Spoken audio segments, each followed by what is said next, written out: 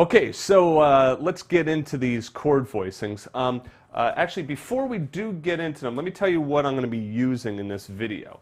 The More Adventures in Jazz book is a book that I did several years ago, and I'm actually the play-along that I had, that I was playing along with in the very beginning of this DVD, came right out of this book. Okay, I will put a couple of pages from this book in the handout section for this DVD, and if you want the full book, you can add it on as a separate purchase. Okay.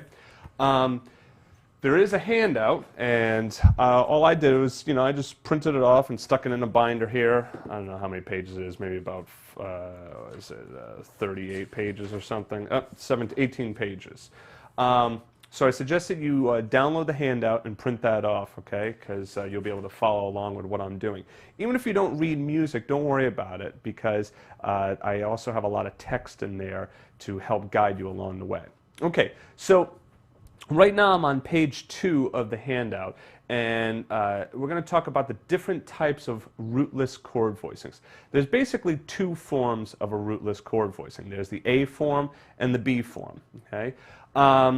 Now, before we get into the forms, I want to discuss once again when you would use these chords. You basically use them when you're playing along with a bass player, or in a band. Okay, you don't want to step on the toes of the bass player, so you want to avoid playing the root.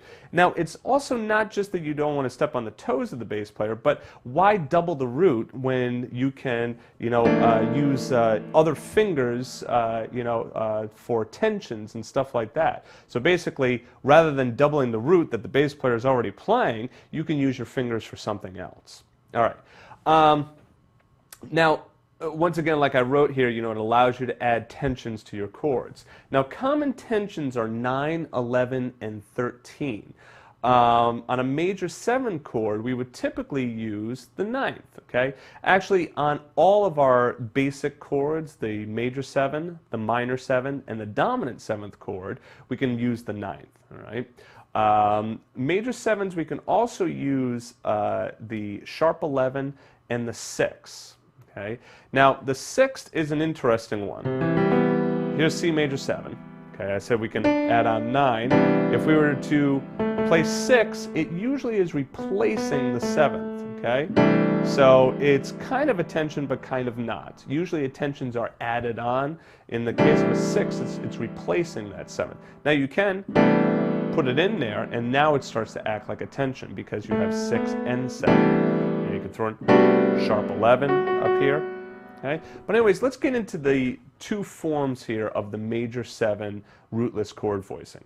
Now, form A, first of all, what I'm going to be doing is I'm going to be playing my bass note down here, right, with my left hand, and I'm going to be playing the chord with the right hand. Now, be aware, normally what you're going to do is you're going to play that chord with your left hand, okay? So, and I'll show you some of that a little later, but you're going to be usually doing chord with the left hand and then like melody up here or improvisation. Now, since I want to hear that bass note, I'm going to play that bass note down here with the left hand, all right? If you want to challenge, you could also do that, cross over, and then, play the bass note with your right hand and still do the chord with the left hand. Or better still, a good way of getting the challenge is just play with some of the play-along tracks that I'm going to have that go along with this DVD, okay? Okay, so now here in Form A, you see that, first of all, once again, typically that's our C major 7. Now this Form A is these notes, E, G, B, and D, okay? And if we analyze this, you'll see that this is our 3rd, this is our 5th, our 7th, and this is our 9th.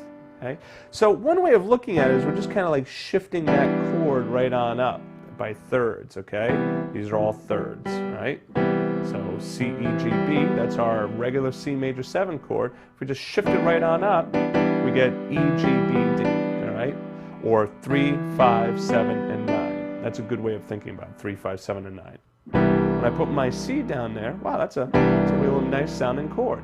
Now let me just play the difference so you can A-B between root position and then, just plain old root position 7th chord and then rootless chord voicing. Doesn't that sound nice?